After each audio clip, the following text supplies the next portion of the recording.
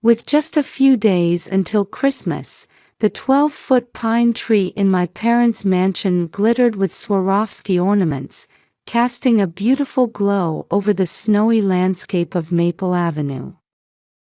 The dining table, set with Wedgwood china, already held the Christmas dinner menu.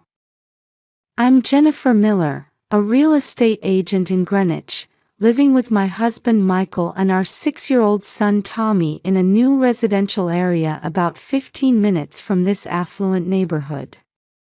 Michael earns around $70,000 as a middle manager at an IT company. While we're not wealthy, we've built a happy home together. Tommy, who attends North Street School, our local public elementary, is a bright and honest child, popular with his classmates. Influenced by my mother, who was a high school teacher, I'm passionate about education. Helping Tommy with homework and reading together has become my cherished daily routine. Every Sunday, our family attends dinner at my parents' home, Robert and Margaret's. My sister Elizabeth is married to a cardiac surgeon, my sister Catherine is a lawyer, and my youngest brother William is a university professor, all marriages my parents proudly consider suitable. My parents' white Victorian mansion, built in the 1920s, stands as a symbol of Greenwich's history and tradition. My father, a retired investment banker, and my mother, influential in Greenwich's social circles, maintain a facade of charitable work and are pillars of the First Presbyterian Church. We siblings share the responsibility of caring for our aging parents. Elizabeth manages priority appointments at Greenwich Hospital. I handle contracts and maintenance with Heritage Home Maintenance. Catherine provides legal counsel for wills and inheritance, and William manages the investment portfolio. But lately, Tommy has been reluctant to visit his grandparents.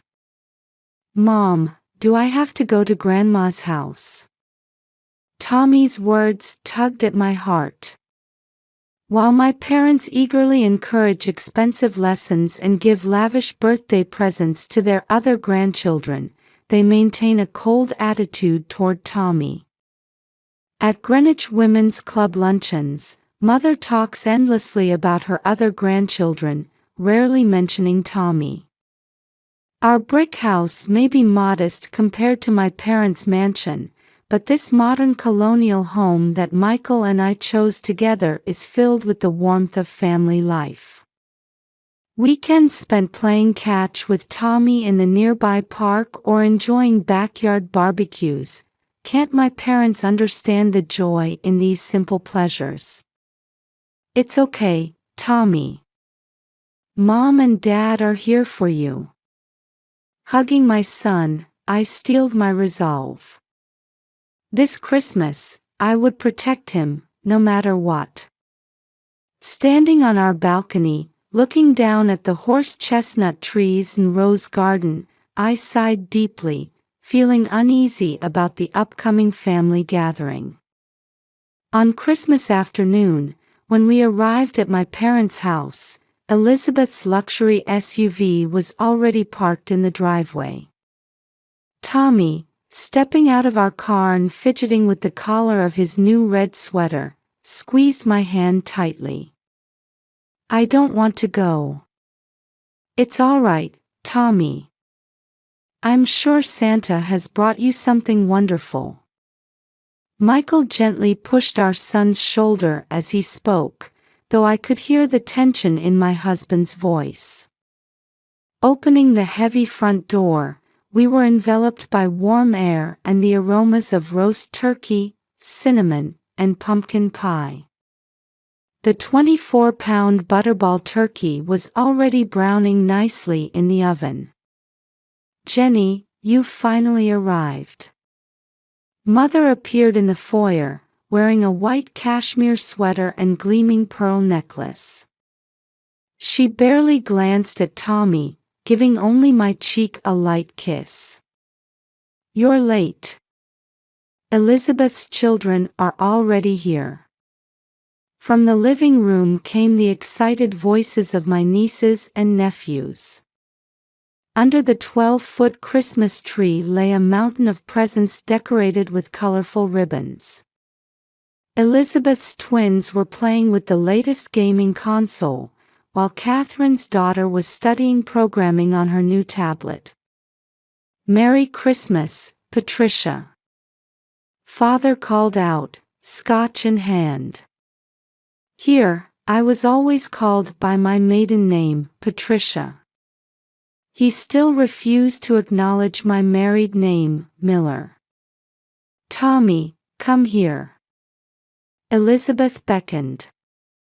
My sister treated Tommy as kindly as the other children, but today there was an apologetic shadow in her eyes. That sweater, did you buy it at Target?" Mother looked Tommy up and down with a sarcastic tone. Yes, it was a $25 sweater from Target. But Tommy had been so pleased with this red sweater. As dinner time approached, the house filled with energy. William provided intellectual conversation befitting a young professor, Catherine shared interesting stories from her law firm, and Elizabeth's husband explained the latest medical technologies. My parents listened with satisfied expressions. However, when Michael began talking about his work, Father merely grunted, and deliberately changed the subject. When Tommy tried to share stories from school, Mother interrupted with, "Let's save the children's stories for later." The lavish dinner table was centered around the roast turkey, accompanied by homemade cranberry sauce, green bean casserole, sweet potato casserole, and Whole Foods special pumpkin pie. The dishes arranged on Wedgwood china looked like pages torn from a magazine. "Let us say grace." As Father began the prayer, everyone closed their eyes and clasped their hands. "Lord, we thank you for this bountiful meal, our successful children, and our wonderful grandchildren." Even in the prayer's words lurked invisible discrimination. After dinner came the time for exchanging presents. The whole family gathered around the fireplace. First, Elizabeth's children. Mother handed over large boxes containing the latest gaming consoles and designer clothes. Catherine's children received educational tablets, and William's child got premium sports equipment and a programming learning set. The children's excited voices filled the room. Finally, it was Tommy's turn. "Here, Tommy. Your turn." Mother held out a small box. Tommy, eyes shining with expectation, carefully unwrapped the paper. I watched, holding my breath. When he opened the box, it was empty. "He doesn't need anything." Mother smiled maliciously. The room's atmosphere froze. Large tears began rolling down Tommy's cheeks. I glared at Mother for a moment but said nothing. No words were necessary. I silently stood up, embraced my sobbing Tommy, and left the room. Michael wordlessly followed. Behind us fell a heavy silence, and I heard Elizabeth's small sigh. As we headed toward the entrance, I caught sight of the family photographs on the wall. They showed a seemingly happy family, but now it felt like a lie.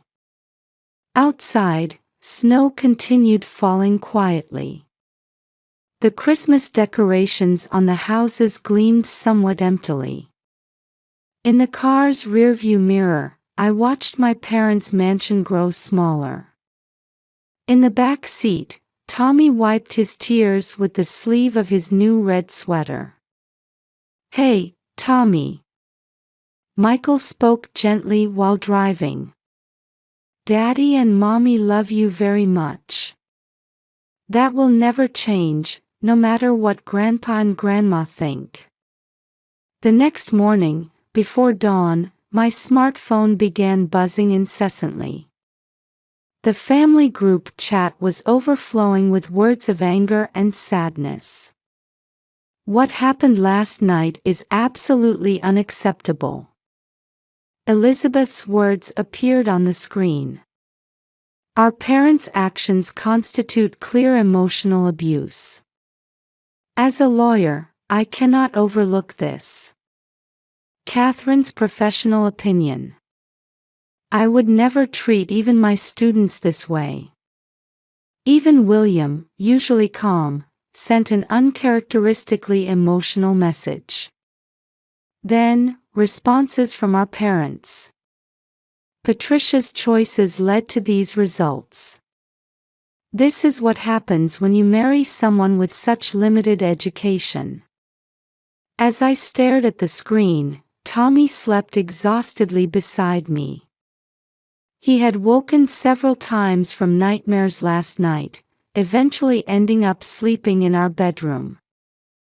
The siblings gathered at Catherine's law office. From the high-rise windows in Manhattan, Greenwich's cityscape appeared hazily in the distance. Let me first explain from a legal perspective. Catherine began, opening her laptop. Discriminatory treatment of grandchildren by grandparents can, in some cases, be subject to legal action. But that's a last resort. Elizabeth maintained a doctor's calm expression. What we need now is effective sanctions against our parents. William stood at the whiteboard, listing out their current support system. I've calculated the impact on our parents' lifestyle if we stop all Sunday dinners, medical transportation, and home maintenance management. William showed his spreadsheet. Our support is what has allowed them to maintain their luxurious lifestyle. Elizabeth sighed. I wonder if they even know we've been paying their Greenwich Country Club dues. We've been the ones really supporting the church charity events too. Catherine added. That afternoon, we put our concrete action plan into motion. First, Elizabeth contacted our parents' primary physician. I'm sorry, but we'll have to discontinue transportation support. Next, Catherine called the home maintenance company. We won't be renewing the regular maintenance contract. William instructed the investment advisor. Please remove my name from my parents' account management. The social media impact spread surprisingly quickly. In the Greenwich Women's Club private group, the Christmas party incident became the central topic. Longtime friends began cutting ties with Mother one after another. Changes were also evident in the church community, with our parents quietly being removed from charity event committees. Robert and Margaret seemed to have lost their way. The whispers of the church ladies spread quietly. Changes began appearing in the mansion itself. The roses went untended. Roof leaks were left unrepaired, and when the heating system malfunctioned, there were no contractors to call. Tax preparations started falling behind. Had our parents never realized that we had been handling all these practical matters for years? How's Tommy? Elizabeth asked worriedly. He's slowly regaining his spirit. I answered. Michael practices baseball with him every evening. The love around him seems to be healing him. My children want to play with Tommy too. Catherine said. Why don't we have a hot chocolate party at my house this weekend? The cousins enjoyed playing with Tommy purely, unaffected by the complex adult situation. The kindness of his cousins gradually helped heal Tommy's emotional wounds. On a snowy evening, I gazed out my window at the street. It had been days since we'd received any calls from my parents. Sometimes I wondered if this was the right choice. But every time I saw Tommy's smile, I was convinced our decision wasn't wrong. And shortly after the new year began, unexpected visitors appeared at our door. When I opened it, there stood my parents, looking unfamiliar. Mother's usually perfectly styled hair was disheveled, and father wore a worn cashmere sweater instead of his typical luxury suit. They both seemed to have aged rapidly in these 2 weeks. "Patricia, would you hear us out?" Mother's voice had lost its usual arrogance.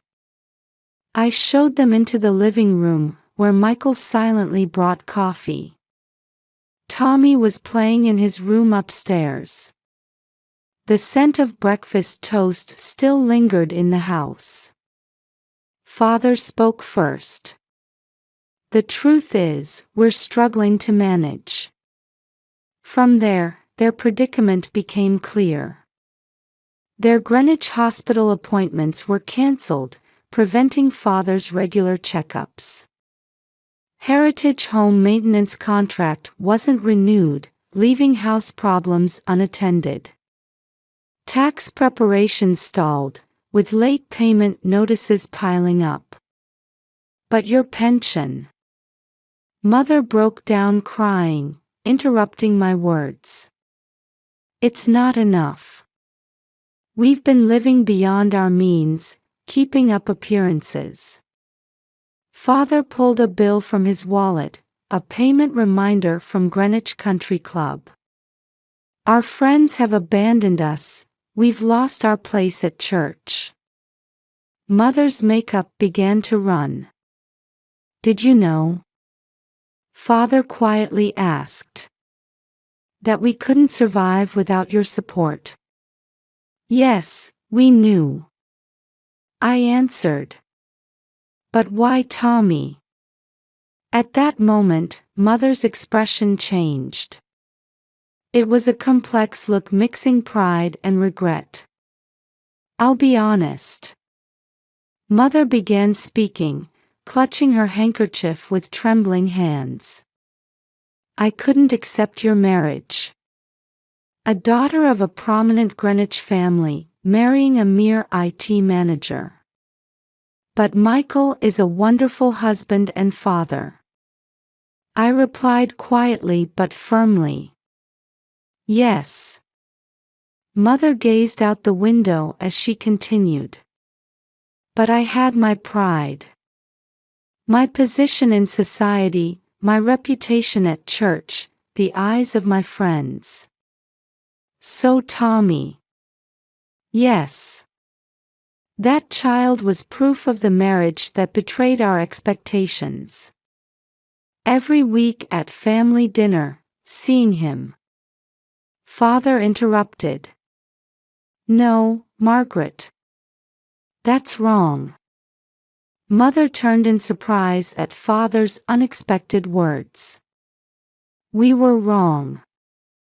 Our vanity and pride blinded us to what truly matters." Father's voice trembled. "We maintained our luxury lifestyle thanks to your support. And we repaid that kindness with cruelty." Mother remained silent, gripping her handkerchief tightly. "We apologize." Father bowed his head deeply. "To Tommy, and to your family." However, Mother's attitude remained somewhat different. "But our social standing." At that moment, we heard a small sound from upstairs. Tommy was sitting halfway up the stairs. How much of the conversation had he heard? "Grandma, why don't you like me?" Tommy's innocent question froze the atmosphere in the room. Mother stared at Tommy, speechless. For the first time, true regret appeared in her eyes. I don't deserve forgiveness." The mask Mother had worn for years seemed to fall away. "But if you'll allow me." Mother's voice broke. "Could we start over? As a real family?" I silently watched Tommy. Should we burden a 6-year-old heart with such weight? But in my son's eyes, I saw something that adults couldn't see. "Don't cry, Grandma." Tommy came down the stairs and approached Mother. "I have my red sweater. I'll let you borrow it." At those pure words, Mother's pride completely crumbled. Heedless of her running makeup, she began sobbing openly. Father silently stood and walked to the window. Outside, the New Year's snow continued falling quietly. "Would you give us a chance?" Father's voice quivered slightly. I exchanged glances with Michael, who gave a small nod. "But there are conditions." I faced my parents. "You must truly accept Tommy and our way of life. Not for appearances or social standing, but from your hearts." My parents nodded silently. Change wouldn't come overnight. But from this day, a new chapter in our family's story was beginning. 3 months have passed. My parents' house on Maple Avenue no longer maintains its former luxury. Their Greenwich Country Club membership has lapsed, and Mother's cherished Wedgwood china set has been put up for sale. Weekly housekeeping services have been cancelled, and they now tend to the rose garden themselves. What is true happiness, really? Mother sighed while pulling weeds in the garden, wearing work gloves from the hardware store instead of her luxury leather ones. Father has set aside his pride as a retired investment banker and started volunteering as a bookkeeper at the local senior center. Though unpaid, his face shows more peace than before. Money and status weren't everything after all. Father murmured while playing catch with Tommy on weekends. Those words seemed to carry genuine regret and realization. Change came gradually but surely. My parents now attend new family dinners at our house every Saturday. Though the meals aren't as luxurious as before, our homemade lasagna somehow feels warmer. "Look, Grandma. I drew this." When Tommy shows Mother his family drawing from school, small tears glisten in her eyes. "It's beautiful, Tommy. May I hang it in my room?" Those words carry none of their former arrogance. Elizabeth has resumed helping with medical appointments, Catherine has restarted legal consultations, and William assists with their now modest household finances. However, this time we who provide support have clear conditions. Love should be unconditional, Catherine declared at our siblings' meeting. But support needs conditions.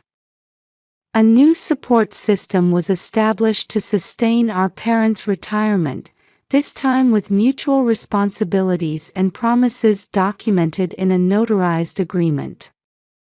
Of course, not everything has been smooth.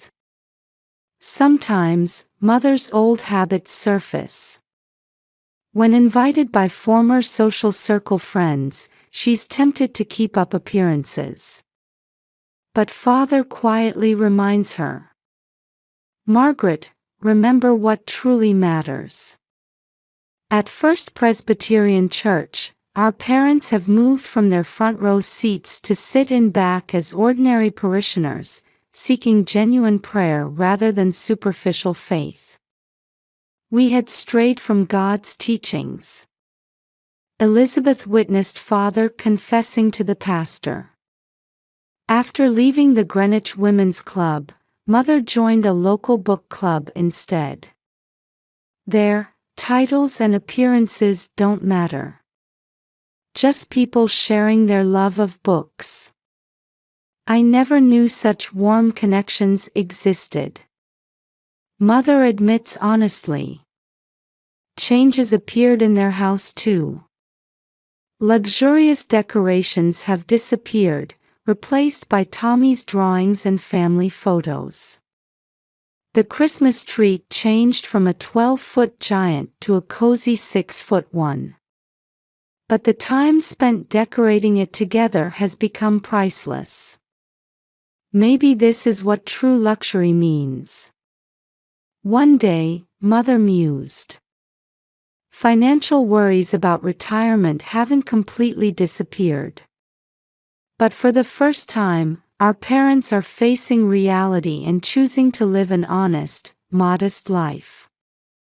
Now I realize how much we lost through our pride and vanity. Father's words mix deep regret with new hope. And the biggest change has been in their relationship with Tommy. Grandpa, thank you for coming to watch my baseball. When Tommy waves to father in the stands during his Little League game. Grandma, thank you for helping me with math. When he hugs mother after she helps with his homework. A child's pure heart had begun weaving new bonds, forgiving the adult's mistakes. A child's unconditional love was the greatest gift of all. Mother quietly wept while reflecting on the incident with the empty Christmas box. Our family is beginning to discover genuine happiness that money and status could never buy. It's not flashy or grand, but it's a warm, lasting happiness that reaches deep into our hearts. There will surely be more challenges ahead. Elizabeth says. But now we understand. We know how precious true family bonds really are. Outside the window, spring sunlight streams down.